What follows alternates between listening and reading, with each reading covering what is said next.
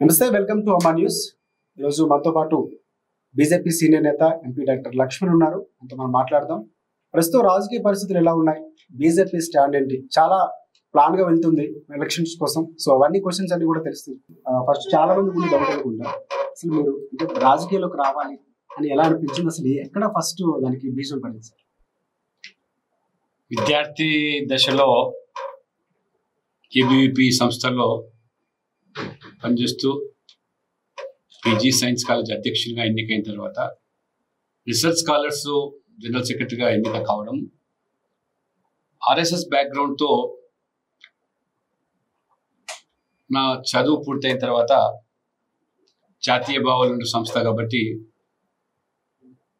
అనేకమైనటువంటి ఉద్యోగ అవకాశాలు వచ్చినప్పటికీ కొద్ది కాలం పాటు ఓపెన్ ఇన్స్టిట్యూట్లో పనిచేసిన తర్వాత రాజకీయాలను ఒక ప్యాషన్గా తీసుకొని సేవ చేయాలి ఈ దేశానికి అనే ఆలోచనతో రాజకీయాల్లో చేరాను.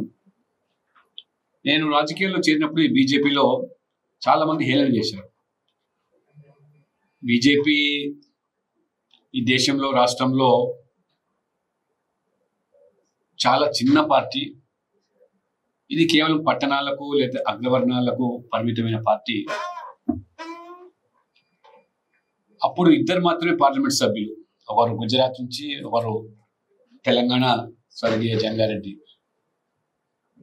హమ్ దో హమారే దో అని మమ్మల్ని ఎగతాళి చేసేవాళ్ళు.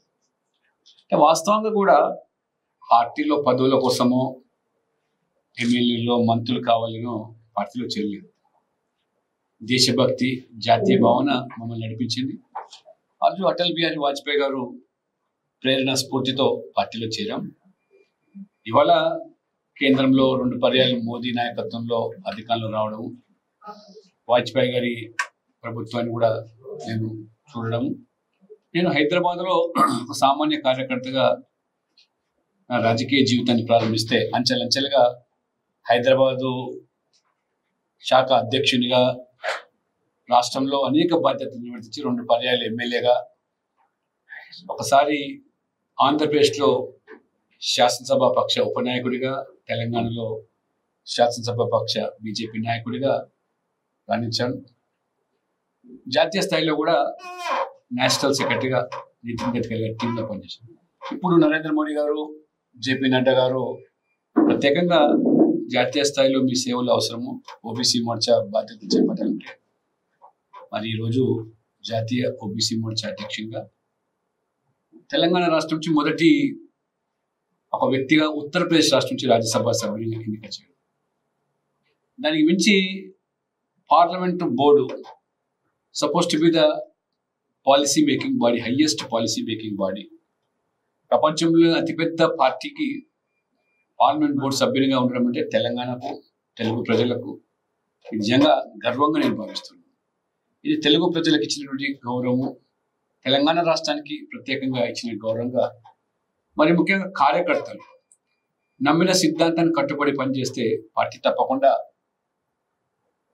గుర్తిస్తుందని, గౌరవిస్తున్న దానికి ఒక సంకేతంగా భావిస్తున్నాను. అందుకనే ఈ రాష్ట్రంలో బీజేపీని అధికారంలో తీసుకోవడమే లక్ష్యంగా నేను ఇవాళ జాతీయ స్థాయిలో రాష్ట్రంలో పనిచేస్తాను. రైట్, ఇంకోటి సార్, బండి సంజయ్ ప్రజా సంఘం సో 5 విడతలు చాలా సక్సెస్ఫుల్ గా సాగింది. ఎన్ని అడ్డంకులు ఉన్నా కూడా కంప్లీట్ చేశారు. తర్వాత ఒకసారి స్టాండ్ బై బస్సు యాత్ర అనడానికి ప్రధానంగా అంటే ముందస్తు ఎన్నికలకి సిద్ధమవుతున్నది అని ఒక సంకేతం ఇచ్చారు. సో ఆ పరంగా అనుకోవచ్చు.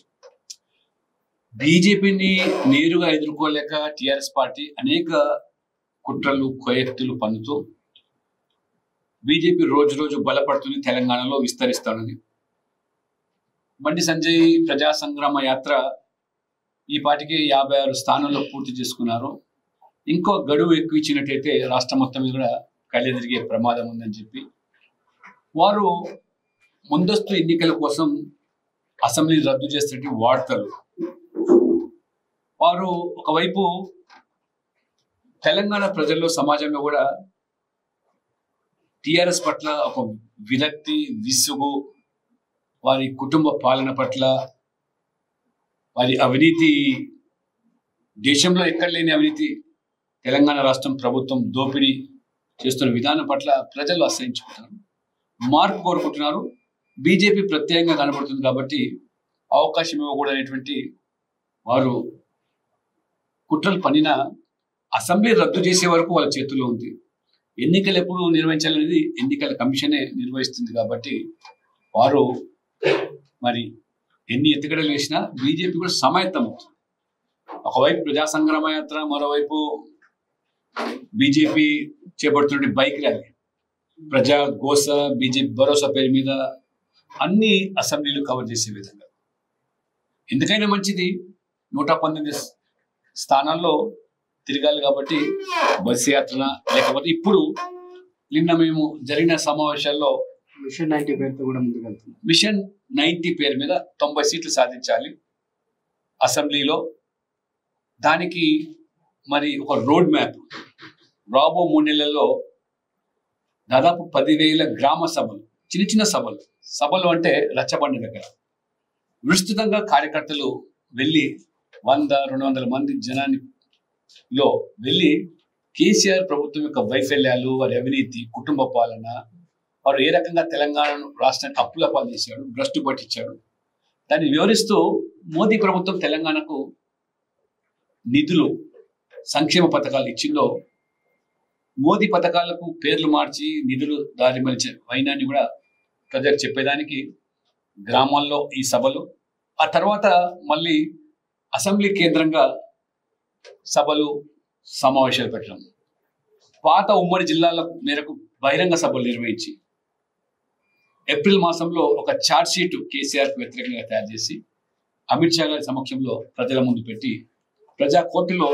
కేసీఆర్ను దోషిగా నిలబెట్టే ప్రయత్నాలు మేము చేస్తున్నాం. కాబట్టి బీజేపీ ఎన్నికలు ఎప్పుడు ఇచ్చినా సమాయత్తం కావడానికి మేము సిద్ధంగా ఉన్నాం. బీజేపీ పార్టీ గెలిస్తే లక్ష్మణ్ గారు సీఎం ఇప్పుడు జరుగుతున్నట్టు, దానికి మీరు ఏం చెప్తారు? తెలంగాణ రాష్ట్రంలో ఎవరు ముఖ్యమంత్రి అనేది ప్రధానం కాదు. కార్యకర్తలు వారు చేసిన త్యాగాలు, దశాబ్దాలుగా వారు చేసిన పోరాటాలు, నక్సలైట్ల ఘాతుకాలకు ఎదురుడి పోరాటం చేసి కొన్ని వందల మంది ప్రాణాలు అర్పించారు. జిహాదీ ఉగ్రవాదానికి వ్యతిరేకంగా పోరు సల్పి ఆహుతులైనారు. నిజంగా వాళ్ళ ఆత్మలు ఇవాళ ఘోషిస్తూ ఉన్నాయి ఈ కేసీఆర్ పాలన చూసిన తర్వాత. అందుకని వాళ్ళ కళ్ళలు సాకారం చేయడానికి లక్ష్మణ్గా నేను ఈ రాష్ట్రంలో బీజేపీని అధికారంలో తీసుకురావడమే లక్ష్యంగా నా వంతు శ్రమ, కృషి, పట్టుదల, అంకితభావంతో పనిచేస్తాను. ఏ నమ్మకంతో అయితే వాళ్ళ మోదీ గారు, అమిత్ షా గారు, నడ్డా గారు, సంతోష్ జీ నా మీద ఈ బాధ్యత మోపారో వాళ్ళ విశ్వాసాలకు అనుగుణంగా పనిచేస్తాను తప్పితే నాకంటూ ప్రత్యేకమైన కోరిక లేదు. పార్టీ ఈ పార్టీకే చాలా ఇచ్చింది. ఎప్పుడు పార్టీ ఈ సేవలు అవసరమని భావిస్తే దానికి ఒక క్రమశిక్షణ గల కార్యకర్తల శిస్సావించడం కానీ నాకంటూ ప్రత్యేక కోరికలు, డిమాండ్లు లేవు. తెలంగాణలో బీజేపీ అధికారంలో రావడమే నా ధ్యేయంగా. ఇంకోటి సార్, ఎమ్మెల్యేలు కేసు చాలా వరకు తెలంగాణలో మనకి అలజడి సృష్టించినటువంటి కేసు. సో దీంట్లో ప్రధానంగా మొన్న రీసెంట్ గా కూడా బిఎడ్ సంతోష్ విషయం చెప్పారు, పర్యావసనాలు ఖచ్చితంగా ఇస్తారు ఎవరైతే ఉన్నారో. సో అంతవరకు తను బయటకు తీసుకొచ్చారని చెప్పారు. అంటే దీన్ని ఈ చర్యలు ఏ విధంగా చూడవచ్చు? అంటే ప్లాన్ చేస్తుందా బీజేపీ? మాకు న్యాయస్థానాల పైన పూర్తిగా నమ్మకం ఉంది, గౌరవం ఉంది. ఎవరు ఎన్ని కుట్రలు పడినా, ఎన్ని రకాలైనటువంటి దాడులు చేసినా న్యాయం ధర్మం వైపే ఉంటుంది. కాబట్టి ప్రధానంగా బీజేపీ కావాలనే దాడులు అవన్నీ కూడా తేటతెల్లమైపోతాయి. కోర్టుల్లో అంశం ఉంది కాబట్టి నేను ఎక్కువ మాట్లాడడం కూడా సబబు కాదు. ఎందుకంటే వాళ్ళకు కోతి కొబ్బరికాయ దొరికినట్టుగా మేము ఏది మాట్లాడినా ఈ రాజ్యాంగ సంస్థలు కూడా మా చేతుల్లో ఉన్నాయని చెప్పి ఒక దుష్ప్రచారం, విష ప్రచారం చేయడం వారి పరిపాటిగా మారి. కాబట్టి మాకు న్యాయస్థానాల పట్ల నమ్మకం ఉంది. వారు ఎన్ని రకాల అధికార దుర్వినియోగాన్ని లేదా ప్రభుత్వ యంత్రాంగాన్ని ఉసిగొలిపినా కాపాడేది న్యాయస్థానాలు. కాబట్టి బిఎల్ సంతోష్ అనే ఒక వ్యక్తి ఆర్ఎస్ఎస్ తన జీవితం అంతా కూడా దేశం కోసం, నమ్మిన సిద్ధాంతం కోసం, ఒక దేశభక్తితో ఇనిమడిన వ్యక్తి మీద వాళ్ళు ఆరోపణలు చేసి వారు 100 కోట్ల రూపాయలు అనేటువంటిది ప్రచారం చేయడం ఏదైతుందో కొనుగోలు అనే విషయంలో, దానికి ఖచ్చితంగా సంతోష్ జీ గారు న్యాయస్థానం ద్వారానే, న్యాయపరంగానే పార్టీ వారికి మరి పోరాటం చేస్తుంది తప్పితే వారు ఒక ఒక మచ్చలేని నాయకుడు, నిష్కలంకమైనటువంటి ఒక రాజకీయ జీవితాన్ని సంఘ సేవకుడిగా కొనసాగిన వ్యక్తి మీద మీరు ఆకాశం మీద ఉమ్మేస్తే మీ ముఖం మీద పడుతుంది తప్పితే సంతోష్జీకి దానివల్ల అనుగురి నష్టం ఏమీ లేదు. ఖచ్చితంగా ప్రజలు వాస్తవాలు తెలుసుకుంటారు, భవిష్యత్తు మరి తేలుతుంది. కాబట్టి పార్టీ మేము ప్రజల మీద మాకు విశ్వాసం, ప్రజల నిర్ణేతలు, రాజకీయాల్లో ఎన్నికలు కొలమానం. కాబట్టి ఇవాళ దేశంలో ఎక్కడ ఎన్నికలు జరిగినా పంచాయతీ నుంచి మొనుకొని పార్లమెంట్ వరకు గెలుస్తున్నటువంటి పార్టీ ఒక భారతీయ జనతా పార్టీ మాత్రమే. కాబట్టి మాకు ప్రజల మీద నమ్మకం ఉంది, న్యాయస్థానాల మీద కూడా నమ్మకం ఉంది. బీఆర్ఎస్ పార్టీకి ప్రత్యామ్నాయం బీజేపీ. సో ఇది నడుస్తుంది. ఇంకొకటి అంటే పొత్తుల విషయంలో కూడా చంద్రబాబుతో కలవాలని కూడా ఆయన కూడా ఖమ్మంలో సభ పెట్టడం, ఎప్పుడైతే బీఆర్ఎస్ ప్రకటించారో ఒకవైపు నుంచి పావులు కలుపుతున్న పరిస్థితి. అంటే ఖచ్చితంగా జనసేన పార్టీతో ఒత్తిడి వైపు ఆంధ్రప్రదేశ్లో ఉన్న పరిస్థితి. సో ఈ పొత్తుల విషయంలో కానీ లేకపోతే ఇప్పుడు ప్రత్యామ్నాయం కానీ ఎలా చెప్తారు? టీఆర్ఎస్ పట్ల ప్రజలకు నమ్మకం పోయింది, విశ్వాసం సడిలింది. కాబట్టి ప్రజలు ఈ పార్టీగా టీఆర్ఎస్కు వీఆర్ఎస్ పలికారు తెలంగాణలో. కాబట్టి తెర మీదకి బీఆర్ఎస్ తీసుకొచ్చి ఏమి సాధించాలనుకుంటున్నారు? తెలంగాణలో చేసిన దోపిడీ సరిపోదని దేశాన్ని దోచుకోవడానికి బీఆర్ఎస్ పెట్టిందా అనేటువంటి అనుమానాలు వ్యక్తమవుతున్నాయి. కాబట్టి అవినీతి పార్టీలు, ఈ కుల పార్టీలు, కుటుంబ పార్టీలు ఎన్ని ఏకమైనా ప్రజలదే తిరస్కరింపబడ్డ పార్టీలు ఏకమైన మోదీకి వనగొరే నష్టం ఏమీ లేదు. ఇవాళ ప్రజలు అండగా ఉన్నప్పుడు మోదీకి, భారతీయ జనతా పార్టీకి ఎన్ని పార్టీలు వారు ఏకమైన సాధించేది ఏమీ లేదు. పొత్తుల విషయంలో భారతీయ జనతా పార్టీకి అటువంటి చర్చ కానీ అటువంటి ఆలోచన లేదు. స్వతహాగా మేము ఇవాళ 90 సీట్లు సాధించాలనే లక్ష్యంతోనే మేము ఒక రోడ్ మ్యాప్ను మరి చంద్రబాబు గారు వచ్చి మీతో మాట్లాడితే ఖచ్చితంగా పొత్తు సయోధ్య కుదిరి ముందుకెళ్లే అవకాశం ఉంది. అటువంటి చర్చ ప్రస్తుతం ఏమీ లేదు.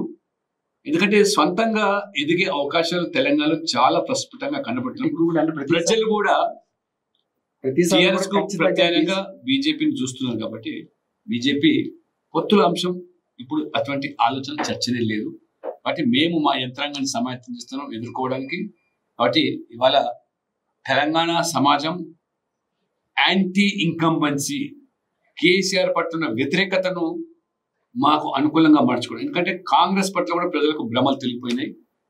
కాంగ్రెస్ ఈ రాష్ట్రాన్ని దశాబ్దాలుగా పాలించిన పార్టీని నమ్మి కేసీఆర్ను ఢీకుంటారు, కేసీఆర్ను ఎదుర్కొంటారని నమ్మి ఓట్లేసి గెలిపిస్తే వారు టీఆర్ఎస్కి అమ్ముడుపోతున్నారు. మూకుమ్మడిగా వాళ్ళు ఎమ్మెల్యేలు కూడా పార్టీ ఫిరాయిస్తున్నారు.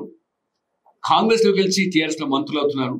కాబట్టి ప్రజలకు మోసం చేసిన వైనాన్ని కాంగ్రెస్ పట్ల అభ్రమలు తెలిపాయి. ఇప్పుడు ఈ మధ్యలో మీరు చూస్తున్నారు తెలంగాణలో ఎక్కడ జరిగినా ఆ జిహెచ్ఎంసీలో కానీ, హుజురాబాద్లో కానీ, దుబ్బాకలో కానీ, మునుగోడులో చివరికి మునుగోడులో సిట్టింగ్ స్థానం కాంగ్రెస్, డిపాజిట్ గల్లంత అయిపోయింది. కాబట్టి ఎక్కడ డిపాజిట్లు దక్కే పరిస్థితి లేదు. కాబట్టి చచ్చిన పాము గురించి ఎక్కువ మాట్లాడడం మంచిది కాదు. కాబట్టి ఇవాళ ప్రజలు కేసీఆర్, టీఆర్ఎస్ లేదా బీఆర్ఎస్ ఓడించే శక్తి, సామర్థ్యం బీజేపీకి మాత్రమే ఉంది. మోదీ నాయకత్వంలో తెలంగాణలో డబుల్ ఇంజిన్ సర్కార్ ఏర్పడితే న్యాయం జరుగుతుంది, తెలంగాణ అభివృద్ధి చెందుతుంది. తెలంగాణలో పేద ప్రజలు, అన్ని వర్గాల ప్రజలు కూడా మరి న్యాయం జరుగుతుంది. ఆ సంక్షేమ పథకాలు ఇంకా పెద్ద ఎత్తున ఉత్తరప్రదేశ్ తరహా, గుజరాత్ తరహా ఆ పథకాలు అభివృద్ధి తెలంగాణలో చేపట్టవచ్చినటువంటి నమ్మకాన్ని ఇవాళ ప్రజలు వ్యక్తపరుస్తున్నారు. కాబట్టి డబుల్ ఇంజిన్ సర్కార్ ద్వారానే మనం ఆశించినటువంటి తెలంగాణ సమాజం కోరుకున్నటువంటి తెలంగాణ సిద్ధిస్తుందని చెప్పి నేను భావిస్తాను. మా ఛానల్కి వచ్చినందుకు థ్యాంక్ యూ. అమ్మ న్యూస్ ఛానల్ వీక్షకులకు అందరూ కూడా నూతన సంవత్సరము, సంక్రాంతి పండుగ శుభాకాంక్షలు. అందరికీ కూడా సర్వే జనో సుఖినో భవంతు అని విశ్వసించేటువంటి మరి కార్యకర్తలుగా అందరికీ కూడా శుభాకాంక్షలు.